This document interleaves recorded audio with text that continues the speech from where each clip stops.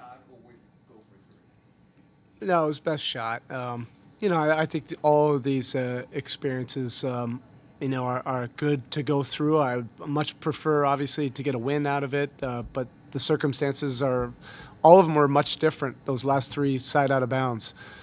The first one we were trying to break free. We had enough time to potentially get the best available. Max chose to drive it, for a potential layup, and Turner made a heck of a play. We still had a timeout remaining on that one. Then, fortunately, the second one, we got fouled on that one. We still had some time, with a timeout after Tyler's free throws. And then the last one, it's a different scenario.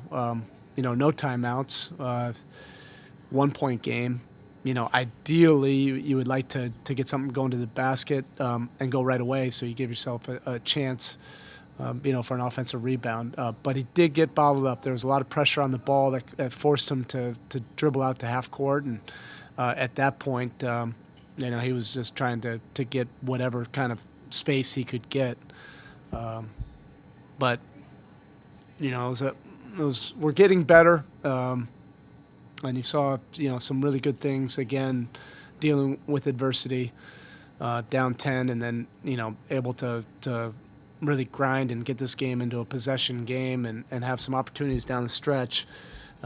We just weren't able to get it done. You have to credit the Pacers as well. And then so we'll get ready for Monday. In the first half, the offensive struggle was something better missing shots, or do you think that is something where you guys were generating? No, I actually thought we generated a lot of good open looks, particularly those drive and kick threes. A lot of those were not with any kind of duress, and I like the unselfishness and guys trying to help each other get good looks. We missed some of those. There was a segment during that first half where we were turning the ball, over too much, and that got them in the open court. They had darn near 20 in transition just in the first half. We were able to manage that better in the second half, and we didn't have an amazing shooting night, but that's where you have to rely on your defense. Our defense was much more committed in the second half, and it gave us a chance with a little bit less pressure of feeling like we had to score. You talk about skirmishes and players stepping forward. That Max Drew 7 point run that sort of brought you back. Is he becoming that? There's multi dimensions, more layers there than maybe just a 3 point shooter we saw at first with that 7 point run? Yeah, there's no doubt about it, and not even just that 7 point skirmish that he had. It's more about the all around basketball that he's displaying every night. That his game is growing on both ends of the court. He does a lot of things for us defensively. He can guard bigger guys. He can play really anywhere we want him to in the zone. We also can put him on different matchups in our man, and he's really becoming proficient. He's really good on the backside of our defense, and then offensively he's just gaining confidence. So he's doing a lot more, even handling a little bit, getting in the paint, making some plays. And then Gabe is a closer. We've seen him now almost always in closing time. What's your confidence sort of level with him that he just seems to always be there in the end? Yeah, that's not just something that's happened in the last few weeks. This has been 3 years of him developing his game to be able to fit in with whatever lineup, and that's a credit to him. He's a two-way basketball player, so those kind of players are valuable in the fourth quarter. He can defend four positions.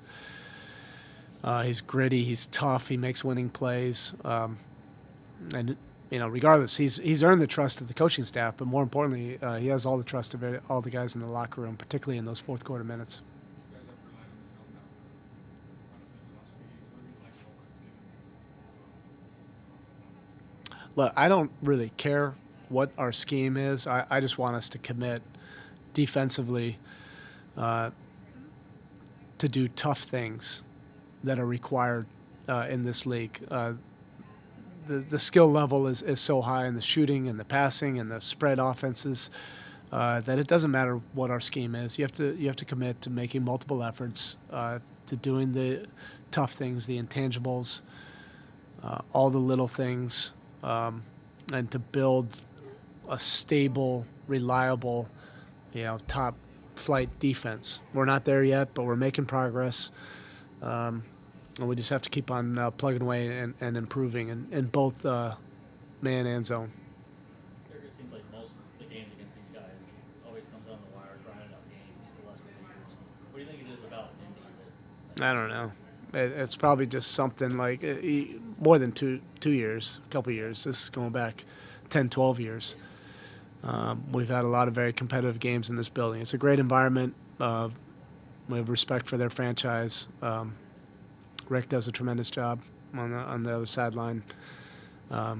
It's just a shame. We gave ourselves a real shot at it at the end. We just couldn't, get this thing over the top. We couldn't take the lead going down the stretch. That was what we were searching for the last 4 or 5 minutes, just to get that lead, to see if that would have changed the dynamic a little bit.